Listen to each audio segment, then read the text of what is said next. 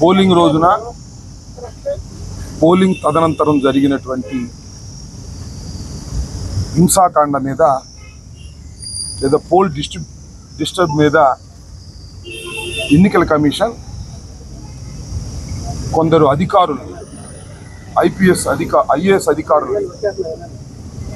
అధికారుల్ని యాక్షన్ తీసుకోవడం జరిగింది.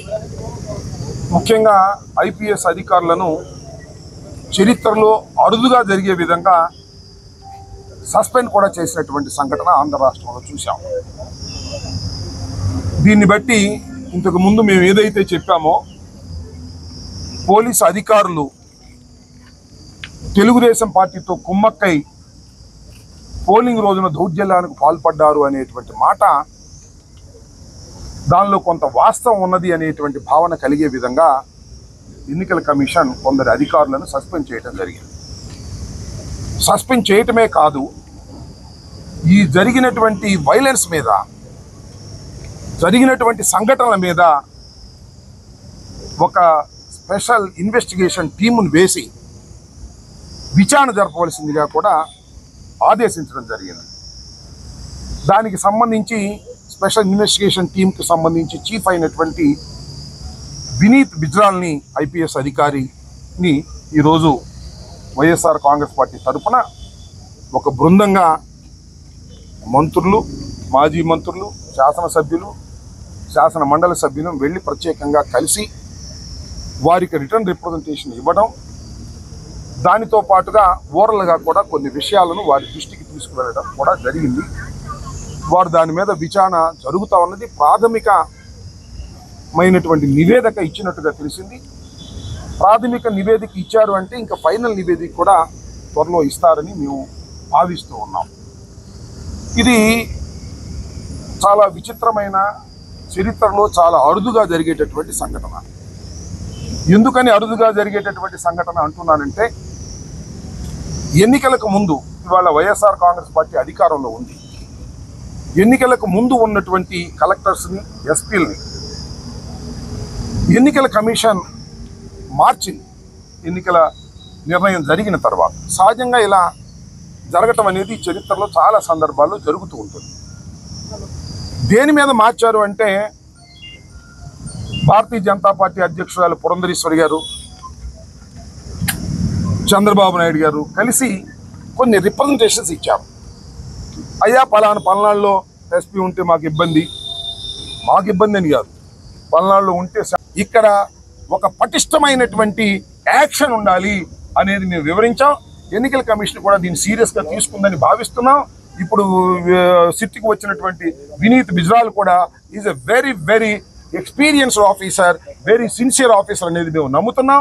కాబట్టి దీనిలో ఖచ్చితంగా యాక్షన్ తీసుకుని కాంగ్రెస్ పార్టీకి అనుకూలంగా ఉంటారు వాళ్ళు అనేటువంటి ఒక రిప్రజెంటేషన్స్ ఇస్తే అధికారులు చాలామందిని మార్చారు. సరే, మంచిదే, మార్చడం దానివల్ల మేమేమి పెద్ద ఇబ్బంది పడవలసినటువంటి అవసరం లేదు. ఇక్కడ గమనించాల్సిన అంశం ఏమిటంటే, ఎక్కడైతే మార్చారో అక్కడే మళ్ళా సస్పెండ్ చేయాల్సిన పరిస్థితి. చూడండి దీనిలో ఎంత విచిత్రంగా ఉందో. పల్నాడులో ఎస్పీని మార్చారు, అలాగే అనంతపూర్లో ఎస్పీని మార్చారు, ఐజీని మార్చారు, తిరుపతిలో మార్చారు. ఎక్కడైతే మార్చారో పురంధరేశ్వరి గారి ఎలిగేషన్స్ మీద ఎన్నికల కమిషన్ న్యాయం అనుకుని ఎక్కడైతే మార్చిందో అక్కడే అల్లర్లు జరిగాయి, అక్కడే సస్పెన్షన్లు జరిగాయి, అక్కడే మళ్ళీ కొత్త అధికారులు వేశారు, అక్కడే స్పెషల్ ఇన్వెస్టిగేషన్ టీం వేసి విచారణ జరపవలసినటువంటి పరిస్థితి ఏర్పడింది. అంటే ఫ్యాక్ట్స్ ఏంటో ఆలోచించమని ఈ సందర్భంగా నేను ప్రజల్ని కోరుతున్నా. అదే విషయాన్ని సిట్ వారికి కూడా వివరించడం జరిగింది. దీని వెనకాల అక్కడ ఉన్నటువంటి అధికారులు ఎవరైతే పూర్తి అవగాహన ఉందో ఆ జిల్లాల్లో, వాడిని సడన్గా మార్చేశారు. కొత్తగా ఎస్పీలను తీసుకొచ్చారు, వాళ్ళకి అవగాహన లేకపోవటం కావచ్చు, లేదా కొల్యూషన్ అయ్యారనేటువంటిది కూడా అనుమానం ఉంది. ఎందుకంటే ఇద్దరు సస్పెండ్ చేశారంటే మెటీరియల్ ఉంటే కదా సస్పెండ్ చేసేది ఎలక్షన్ కమిషన్. ఒక ఐపీఎస్ అధికారులని సస్పెండ్ చేయడం అంటే it is not a small issue. ఎన్నికల సమయంలో ప్రజాస్వామ్యానికి విఘాతం కలిగినటువంటి సందర్భం ఆంధ్ర రాష్ట్రంలో. ఒక దారుణమైనటువంటి పరిస్థితి వాళ్ళు ఏర్పడింది. పోలీసు యంత్రాంగం పూర్తిగా విఫలమైంది. విఫలమైతే పర్వాలా, సరి చేసుకోవచ్చు. కొల్లుడైంది తెలుగుదేశం పార్టీతో. వారి దగ్గర బ్రైబ్స్ తీసుకుని ఎన్నికల్లో తెలుగుదేశాన్ని గెలిపించడం కోసం తెలుగుదేశం వారు పన్నినటువంటి పన్నాగంలో పావులుగా పోలీసులు పనిచేశారు. అంటే దాని అర్థం ఏంటి? కంచె చేను వేసినట్టు కదా. ఎన్నికల సమయంలో శాంతి భద్రతలు కాపాడాలి, బూతులు ఆక్యుపై చేసుకోకుండా ఉండాలి, తగాదాలు జరగకోకుండా చేసుకోవాలి. బూతులు ఆక్యుపై చేసుకున్నారు, తగాదాలు జరిగాయి, తలకాయలు పగిలాయి, కొన్ని ఆస్తులు ధ్వంసం అయ్యాయి. కొన్ని గ్రామాల్లోని ప్రజలు ఇప్పటికి కూడా ఆ గ్రామాలకు రానటువంటి దౌర్భాగ్యమైనటువంటి పరిస్థితి ఏర్పడింది. ఇది చాలా దురదృష్టకరమైనటువంటి పరిస్థితి. భారత ప్రజాస్వామ్యంలో చాలా అరుదుగా, ముఖ్యంగా ఆంధ్రప్రదేశ్లో చాలా అరుదుగా జరిగేటటువంటి సంఘటన. దీనికి బాధ్యత వహించవలసింది పోలీసు యంత్రాంగం. దానికి బాధ్యత వహిస్తున్నారు కూడా.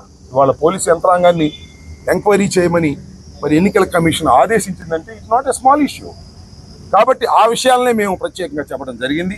ఇంకొక అంశం ఏంటంటే, ఎన్నికల సమయంలో జరిగినటువంటి దౌర్జన్యకాండకు సంబంధించి తీసుకోవడం కాబట్టి ఇప్పుడు మన కౌంటర్ కేసులు తీసుకుంటున్నాం. బ్యాలెన్స్ చేయడానికి కేసు కౌంటర్ అంటే రెండు మీరు పెట్టారు కాబట్టి మేము కూడా పెడతాం అనేటువంటి ఒక ఫాల్స్ కేసెస్ చేస్తున్నారు. అంతేకాకుండా సెక్షన్స్ 324 వేయాల్సిన కూడా 307 వేసేస్తున్నారు. మా మీద వేసి గందరగోళం చేస్తున్నారు. ఇది వన్ సైడెడ్గా చేయాలనే ప్రయత్నం జరుగుతూ ఉంది. అందువల్లనే పోలీస్ ఆఫీసర్లను సస్పెండ్ చేశారు. మీరు చూశారు, పోలీస్ ఆఫీసర్లు సీఐని వేశారు, ఆ సీఐని సస్పెండ్ చేశారు. ఎవరు వేసింది? ఎవరు? ఎన్నికల కమిషనే. సస్పెండ్ చేసింది ఎవరు? ఎన్నికల కమిషనే. ఎస్పీని వేసింది ఎవరు? ఎన్నికల కమిషనే. సస్పెండ్ చేసింది ఎవరు?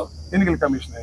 సో ఈ విధంగా చాలా దుర్మార్గమైన పద్ధతుల్లో ఆంధ్రప్రదేశ్లో, ముఖ్యంగా తిరుపతి, పలనాడు, అనంతపూర్ ప్రాంతాల్లో దౌర్జన్యాలకు కారణమై పోలీసులు కొల్లుడయ్యేటటువంటి పరిస్థితి ఏర్పడింది. దీని మీద వినీత్ బిర్జాల్ గారికి మేము వివరంగా వివరించడం